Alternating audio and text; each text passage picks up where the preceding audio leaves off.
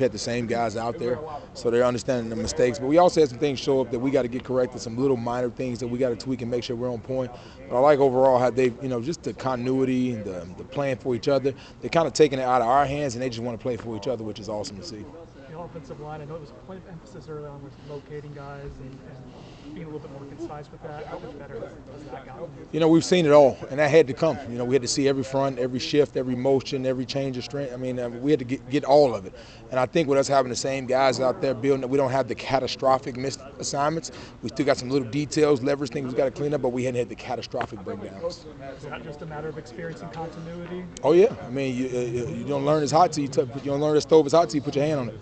And we had to get burned a couple of times, and now I'm starting to see that as long as they keep applying the lessons that they learn, it should be good for them. Speaking of learning lessons, last year against Florida it seemed like a learning lesson for this team that you had so many mistakes.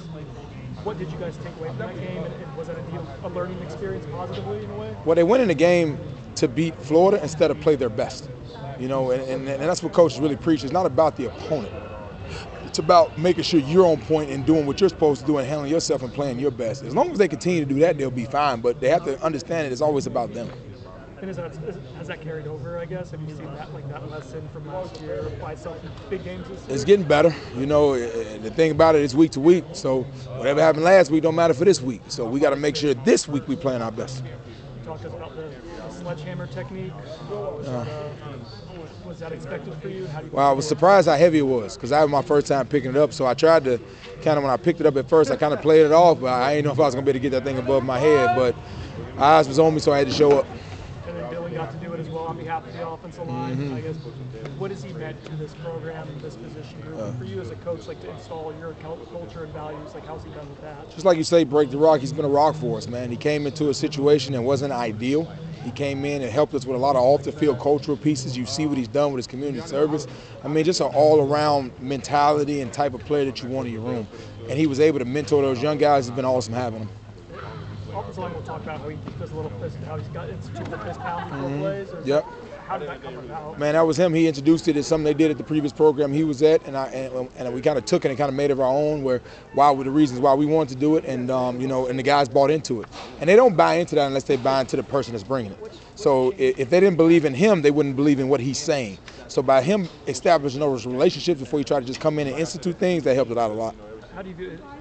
Is this something just to get guys focused, or is that what's the? It's as simple as you're not out here by yourself. Whatever happened, move on. And we're going to play this together. So it's basically like, hey, whatever happened, erase it. Let's move on to the next play because we out here and we got to execute. And you're not by yourself, man. I'm right here with you. Let's go do it together. With how you have to be with AJ's red shirt, wanting to redshirt him and how few games he can play in. It was the first time he played in quite a while. How are you looking after being just practices along the game experience again once for him? Well, yeah, man, the rules in college football have changed. We're able to play guys 4 games before you can redshirt them, give them that little bit of experience. But we got some competitors. These guys want to play. And they want to play all the time, so we got to kind of protect them from themselves a little bit so they understand the opportunity to have that extra in your pocket if needed, or barring anything happen to you. So, he's a competitor, but it was good to get him out there and get him some real game experience. But no, anytime we can get guys out there, we keep account of how many games they played in so we can give them some action if necessary. The FC has transfer window started today. I guess as a coach, you're still in the middle of the regular season. How much attention can you pay to something? I didn't even know that, so yeah. I'll let you know. Yeah, I didn't know that. Sorry. Had a little deal going on this morning. That's a good answer. Florida's defense hasn't maybe played all that well this year, but they played really well against South Carolina. And we saw what South Carolina did. What did they do particularly well against South Carolina, and how good can they be? What challenges do they I'm pretty sure their coach is preaching the same thing. It ain't about the opponent. It's when we show up and be our best, we have we know what good football is. So it's the same way with us. We got to make sure it doesn't matter who you play. It's how you play in those moments against those opponents. Now, if you show up against one team and don't show up in the other, we attribute it to the team. And sometimes that's a little bit of the case, but mostly it's just you taking care of your business. So that's what I know. What I know is they're big, athletic. They got one of the biggest D linemen in the country, if not the biggest to ever be out there and play D line. And they got a linebacker that's a real one. And they got long ends. They're athletic. They can run. They can tackle. They play with a lot of passion. So we better strap up and be ready. Coach Norvell talked about maybe the team didn't handle emotions real well the last time you guys played this team.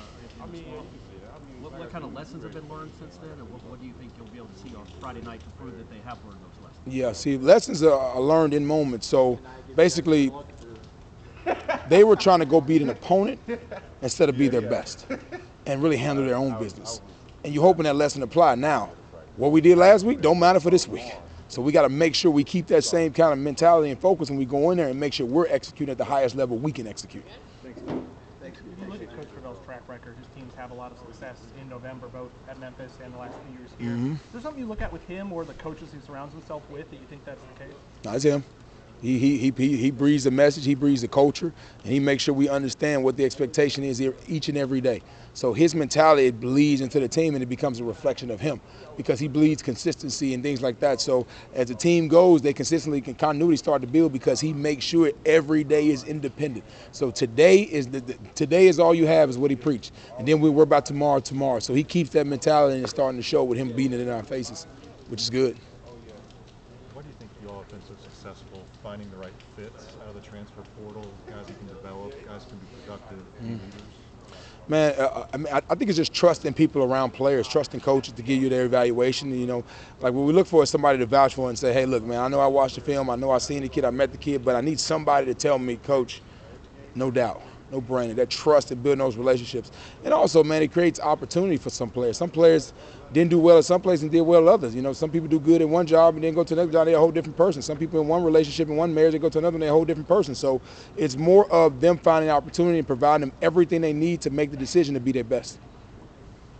Rob Scott talked to us after the game saying he didn't know Marquiston had that kind of catch in him, the catch for that touchdown. I remember talking to you in the preseason about, I mean, you being surprised maybe that he was kind of already ready for the role. What's it been like watching him kind of have that success this season? Yeah, I forget how young he is, and he hadn't played a lot. You know, this is kind of his first season, kind of jumping out there and be a major role in the offense. He's still got a lot of ball left, but to see his development has been fun because Keith was a basketball guy.